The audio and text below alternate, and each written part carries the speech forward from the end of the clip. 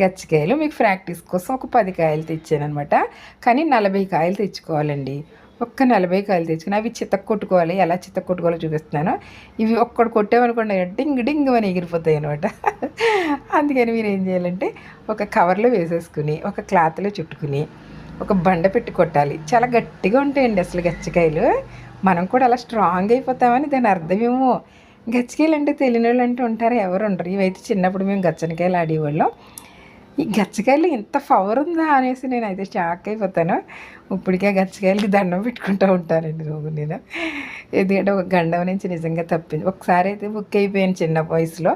కానీ ఈసారి తప్పించుకున్నాను అనే అనే ఆనందం ఎక్కువైపోయింది అనమాట. ఇగో చూడండి ఇలా కొడితే కుంకుడికాయలో ఉంటుంది చూసారా పప్పు, అలా ఉంటుంది అనమాట. ఇగో చూడండి కుంకుడికాయలో ఉన్న పప్పులాగే దీన్ని తీసుకుని సెపరేట్ చేసుకుని ఇంత వచ్చింది. 10 కాయలకి ఎంత వచ్చింది. 40 కాయలకి